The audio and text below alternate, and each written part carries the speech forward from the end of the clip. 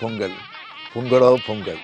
தாய் தமிழ்நாட்டு மக்கள் எல்லோருக்கும் என் இனிய தமிழர் திருநாள் மற்றும் பொங்கல் நல்வாழ்த்துக்கள். ஆண்டுக்கு ஒரு நாள் அருமைமிகு திருநாள் பொங்கல் புதுநாள். நமக்கென்று உள்ள ஒப்பற்ற விழா.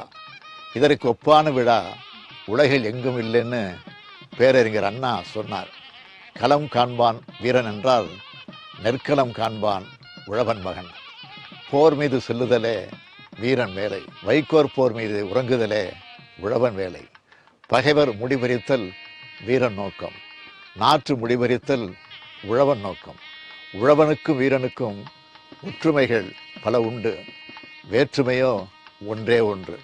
உழவன் வாழ வைப்பான், வீரன் சாக வைப்பான் என்று எழுதினார் முத்தமிழறிஞர் கலைஞர். உழுதுண்டு வாழ்பவரே வாழ்வார், மற்றெல்லாம் தொழுதுண்டு பின் செல்பவர். இது வள்ளுவர் வாக்கு.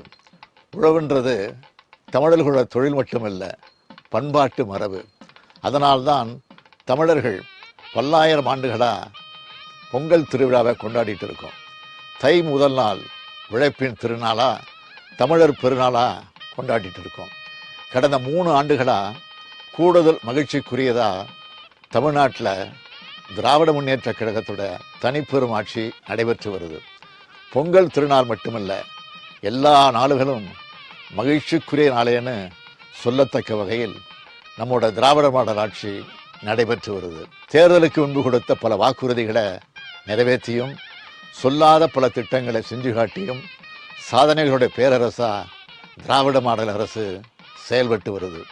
மகளிருக்கு விடியல் பயணம் முதல் கொரோனா காலத்தில் எல்லா குடும்பங்களுக்கும் 4000 ரூபாய், இப்போ வெள்ள நிவாரணமாக 6000 ரூபாய், கல்லூரி மாணவிகளுக்கு புதுமைப்பெண் திட்டத்தில் 1000 ரூபாய், எல்லாத்துக்கும் முத்தாய்ப்பாய் செப்டம்பர் மாதம் முதல் 1 கோடிக்கு மேல் மகளிருக்கு 1000 ரூபாய் வழங்குகிறோம்.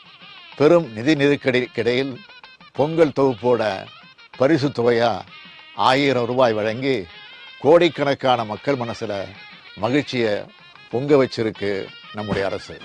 பால் பொங்குற மாதிரி கோடிக்கணக்கான மக்களோட மனங்களில் மகிழ்ச்சி பொங்கி வர்றதை நான் காண்கின்றேன்.